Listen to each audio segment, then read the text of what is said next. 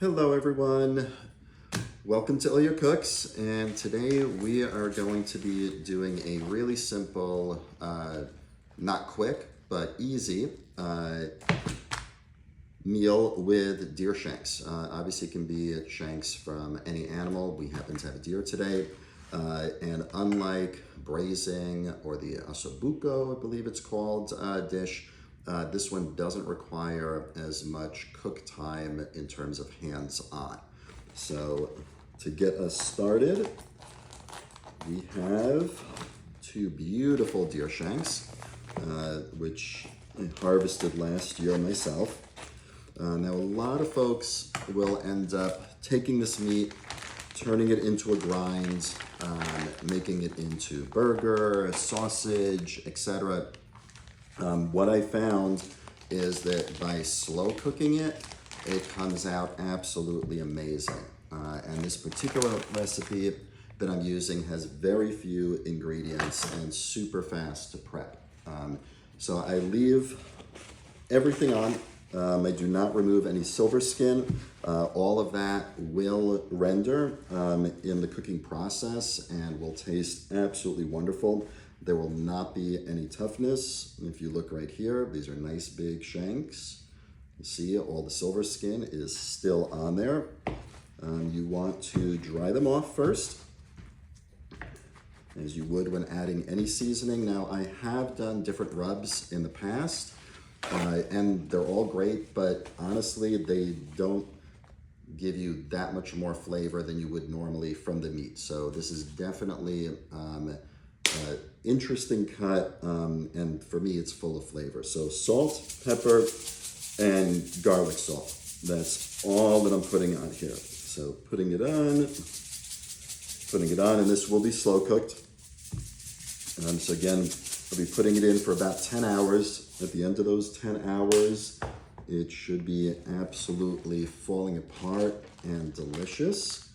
There are, again, folks that will put it in various juices, broths.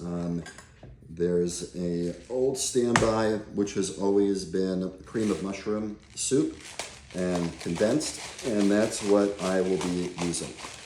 Again, keeping it very basic. I can have all of this done and prepped, which you shall see in 15 minutes, probably tops. And then it'll just sit for about 10 hours. So one last ingredient, which is our garlic powder. Nice and simple, nothing crazy.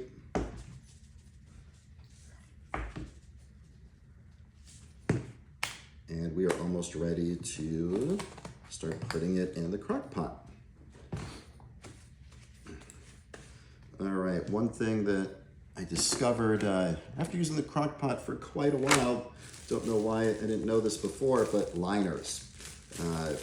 Makes things much easier come cleanup time. There's nothing to scrape off the sides. You don't have to soak the crock pot. You literally just lift out the liner and you're done. So at this point, the shanks just go in. Hopefully they fit. Yep, they fit perfectly.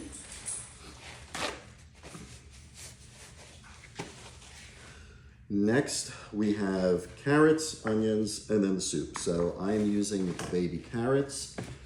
You don't need a whole lot. On occasion, I will sometimes use additional mushrooms. I just don't have any in the refrigerator at the moment.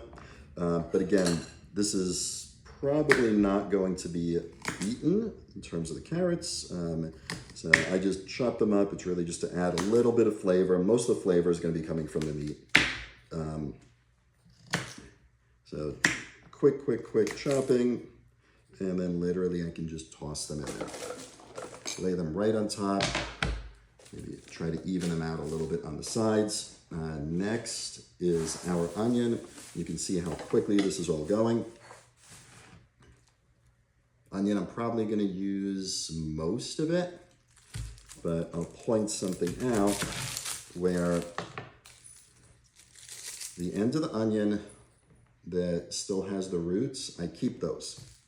Whenever I have one with roots, I will put it in a cup. This one is ready for transplant. To basically fill it up with water. Keep adding water as the root system begins to grow. This one probably was ready a couple of days ago, but it's fine. It'll go out, and in a few months, you will have another onion. This particular one was store-bought, but it doesn't really matter as long as it is an onion. So we take our layers off.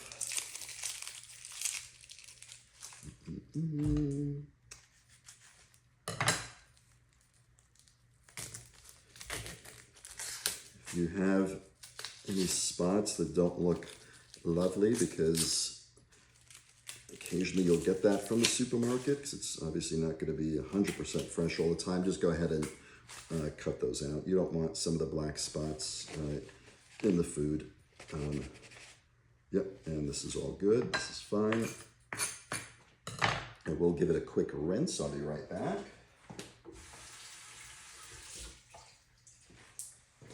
The carrots I had already rinsed, so those were fine. And again, quick and dirty cuts.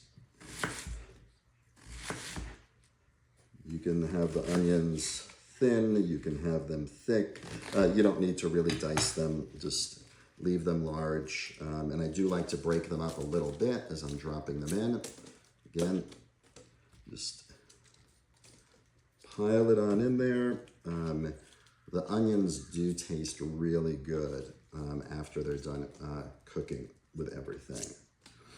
Okay, now comes what we're actually cooking it in, which is our cream of mushroom soup. I happen to have Campbell's here. I like Campbell's. It could be any brand. It could be, the generic one from whatever your local supermarket is. Really does not matter. You do want to cover the meat, and that is important.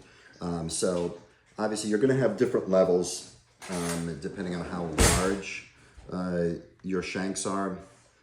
Go right up to as close to the top of the shank as you can.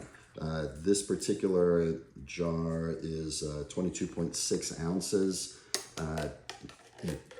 Sort of, kind of, maybe enough. I'm going to take a look. I'm going to spread it out a little bit. And remember, we're going to be adding water to this as well. So I don't have to put 2 or 3 large jars in. That actually looks pretty good. I think I will add one more small one, just to get that on top.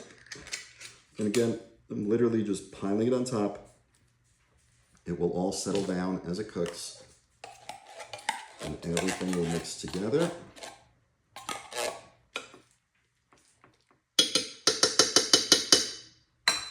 I'm done with that. And then water, and no set measurement. Just trying to bring your level up a little bit to where you can see it. Start to cover the meat, and that looks really good. You can move it around with your hands.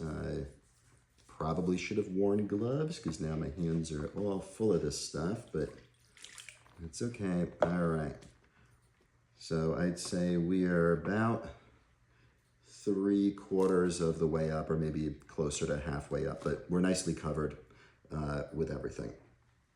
And that's it. Low for 10 hours. And once that's done, I'll go ahead and show everyone what it looks like. All right, see you in a few.